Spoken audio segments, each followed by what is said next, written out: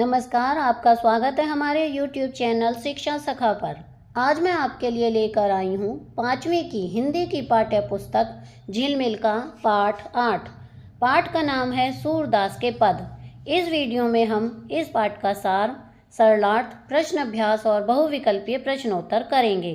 पिछली वीडियो में मैंने आपको पाठ 7 गांधी जी की महान कैसे बने पाठ का सार, प्रश्न अभ्यास और बहुविकल्पीय प्रश्नोत्तर करवाए थे। अगर आप मेरे चैनल पर नए हैं और अभी तक आपने मेरे चैनल को सब्सक्राइब नहीं किया है तो प्लीज़ मेरे चैनल को सब्सक्राइब कर लें और बेल आइकन को ज़रूर दबाएं। मैंने अपने चैनल की प्लेलिस्ट में सब्जेक्ट वाइज लिस्ट डाली हुई है। आप जिस भी सब्जेक्ट के लेसन को देखना चाहते हैं मेरे चैनल की प्लेलिस्ट में जाकर उसे देख सकते हैं। तो चलिए शुरुआत करते हैं। पाठ 8 सूरदास के पद। मैया मोरी मैं नहीं माखन खायो, भोर भये गैयन के पाछे मधुवन मोह पठायो। चार पहर बंसीवट भटक्यो, सांझ परे घर आयो। मैं बालक बैयन को छोटो, छीको के ही विधि पायो। ग्वाल बाल सब बैर परे हैं, बरबस मुख लपटायो। तू जननी मन की अति भोरी, इनके कहे पति आयो। यह ले अपनी लकुटी कमरिया, बहुत ही नाच नचायो। सूरदास तब बिहसी जसोदा, लेकर कंठ लगायो। मैया कब ही बढ़ेगी चोटी, कितनी बार मोहि दूध पियत भई, यह अजहू है छोटी। तू जो कहती बलकी बेनी, जो है वह है लांबी मोटी। काढ़त गुअत नहावत ओछत, नागिन सी भुई लोटी। काचो दूध पियावत पची पची, देती न माखन रोटी। सूरज चिर जीवऊ दोऊ भैया, हरिहलदर की जोटी। अब हम इसके प्रश्न अभ्यास करेंगे। तो सबसे पहले हम शब्दों के अर्थ को जानेंगे। ओछत यानी तेल लगाते और कंघी करते समय। उर का अर्थ है छाती। कमरिया का अर्थ है कंबल। कांचो यानी कच्चा। काढ़त सवारता। के ही विधि का अर्थ है किस प्रकार। गैयन का अर्थ है गाय। गुहत गुथती। चिरजीवऊ का अर्थ है चिरंजीवी। चोटी का अर्थ है शिका या बालों की लट या बेनी। छीको का अर्थ है सामान रखने के लिए लटकाई गई छोटी टोकरी। नहावत का अर्थ है नहलाती। पति आयो यानी बहकावे में आना। पियत पीते हुए। बहियन बाजू। बरबस जबरदस्ती। बिहसी हंसकर। बेनी चोटी। भूई का अर्थ है भूमि या जमीन। भोर का अर्थ है प्रातःकाल का समय। लोटी का अर्थ है लेटना। लांबी का अर्थ है लंबी। लकुटी का अर्थ है लकड़ी। हलदर का अर्थ है बलराम। हरि का अर्थ है कृष्ण।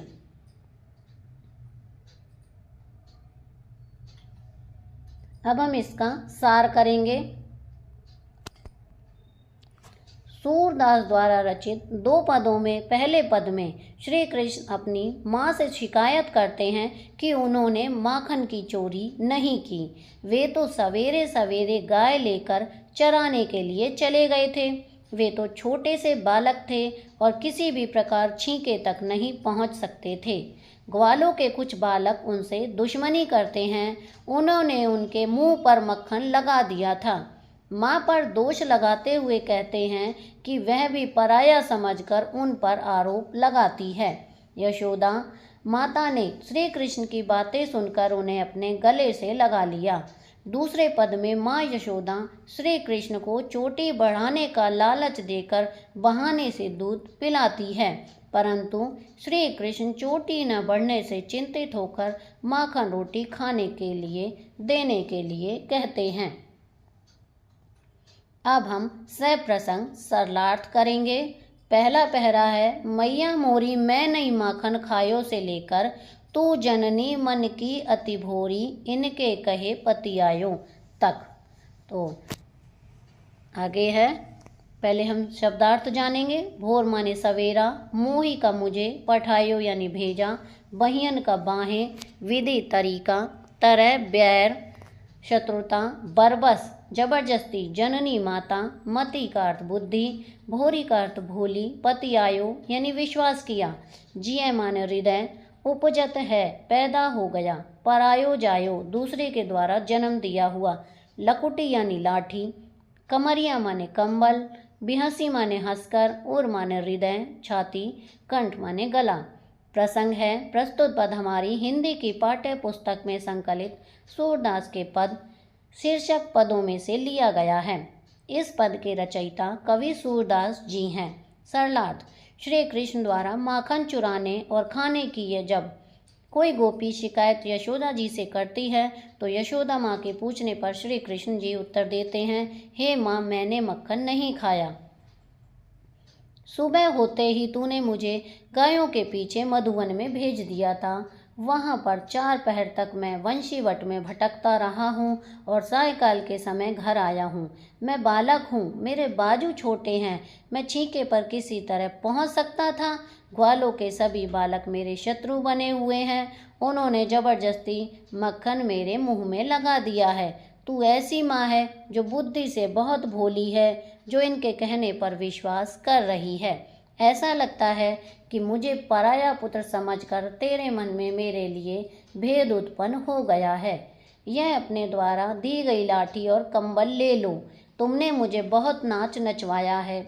सूरदास जी कहते हैं कि श्री कृष्ण के मुंह से यह बातें सुनकर यशोदा ने उन्हें अपने गले से लगा लिया। भावार्थ, श्री कृष्ण के बहानों और यशोदा मैया की ममता का चित्रण किया गया है। वृज भाषा है। अब दूसरा पहरा है, मैया कबही बढ़ेगी चोटी से लेकर सूरज चिर जवो दो भैया हरिहलदर की जोटी। शब्दार्थ, पियत अर्थात पीना, कबही का अर्थ है कब, अजहूँ अब भी, बल का अर्थ है बलराम, बेनी का अर्थ चोटी, काड़त का अर्थ खोलते हुए, गुहत का अर्थ चोटी बनाते हुए, भूई का अर्थ धरती, पची पची का अर्थ बार बार, हरिहलदर का अर्थ है कृष्ण और बलराम। प्रसंग, प्रस्तुत पद सूरदास द्वारा रचित सूरदास के पद से अवतरित है। यहाँ सूरदास ने कृष्ण के बाल सुलभ रूप का अनोखा वर्णन करते हुए कृष्ण द्वारा यशोदा को उल्हाना देने की बात की है। व्याख्या, भक्त सूरदास श्री कृष्ण के बाल रूप का वर्णन करते हुए कहते हैं कि बालक कृष्ण अपनी माता यशोदा से शिकायत करते हैं कि माँ, मेरी यह चोटी कब बड़ी होगी? दूध पीते हुए मुझे कितना समय हो गया है, लेकिन यह अभी भी वैसी की वैसी है। माँ, तुम तो कहती हो कि मेरी ये चोटी बलराम भैया की चोटी की भांति मोटी और लंबी हो जाएगी। इसे निकालते हुए, गुहते और नहाते हुए यह नागिन की भांति धरती पर लौटने लगेगी। मैया, तुम बार बार कच्चा दूध पीने के लिए देती हो, लेकिन माखन रोटी खाने के लिए नहीं देती हो। पद के अंत में भक्त सूरदास कहते हैं कि बलराम और कृष्ण की यह जोड़ी सदा के लिए बनी रहे। भावार्थ, सूरदास ने बाल कृष्ण द्वारा मैया यशोदा को शिकायत करने का स्वाभाविक वर्णन किया है। ब्रज भाषा है। अब करेंगे अभ्यास के प्रश्नोत्तर। कविता से कह, बाल कृष्ण माँ यशोदा से मक्खन न खाने का क्या क्या तर्क देते हैं? उत्तर है, मक्खन नहीं खाने का तर्क देते हुए बाल कृष्ण कहते हैं कि वे तो सुबह से शाम तक गौओं को चराने मधुवन गए हुए थे। वे तो छोटे से बालक हैं, उनकी बाहें भी छोटी हैं। वे किस प्रकार ऊंचाई पर लटके हुए छींके में से मक्खन निकाल कर खा सकते हैं? मेरे साथी ही मेरे दुश्मन हैं, जो उन्होंने जबरदस्ती मेरे मुंह पर मक्खन मल दिया है। प्रश्न है, श्री कृष्ण माँ यशोदा से ग्वालों की क्या शिकायत करते हैं? उत्तर, श्री कृष्ण माँ यशोदा से ग्वालों की यह शिकायत करते हैं कि उन्होंने जबरदस्ती उनके मुख पर मक्खन मल दिया है। माता को उनका विश्वास नहीं करना चाहिए। प्रश्न है, श्री कृष्ण की सारी शिकायतें सुनकर माँ यशोदा क्या कहती है? श्री कृष्ण की सारी शिकायतें सुनकर माँ यशोदा हंसकर उन्हें अपने हृदय से लगा लेती है और गले लगा लेती है। प्रश्न है, माँ यशोदा कृष्ण को चोटी बढ़ाने का क्या उपाय बताती हैं? उत्तर है, माँ यशोदा कृष्ण को बार बार दूध पीने के लिए कहती हैं, क्योंकि खूब दूध पीने से ही उनकी चोटी बढ़ सकती है। अरे, काचो दूध पियावत पची पची भाव क्या व्यक्त हुआ है? उत्तर है, इस कथन से यह भाव व्यक्त होता है कि बाल कृष्ण बार बार कच्चा दूध नहीं पीना चाहते, जबकि यशोदा माता उन्हें बार बार दूध ही पिलाती है। वे कुछ और खाना चाहते हैं। जय, माँ यशोदा ने श्री कृष्ण को अपने हृदय से क्यों लगा लिया? उत्तर है बालक कृष्ण के वचनों को सुनकर माता यशोदा को उनके कथन पर, उनके रोष पर हंसी आ गई और उनके प्रति स्नेह से भरकर माता यशोदा ने श्री कृष्ण को अपने हृदय से लगा लिया। 6. निम्नलिखित भाव कविता की कौन सी पंक्तियों से प्रकट होता है, छांट कर लिखें। मैं छोटा सा बालक हूँ, मेरी छोटी छोटी बाहें हैं, भला मैं छीके तक कैसे पहुँच सकता हूँ। उत्तर है मैं बालक बैयन को छोटो, छीको के ही विधि पायो। प्रश्न जय, माँ तू मन की बहुत भोली है, जो इन ग्वालों के कहने पर बहक जाती है। उत्तर है तू जननी मन की अति भोरी, इनके कहे पति आयो। अब आगे है आपकी बात। बालक कृष्ण को मक्खन खाना सबसे अच्छा लगता है। आपको खाने में कौन कौन सी चीज़ें पसंद हैं, सूची बनाएं।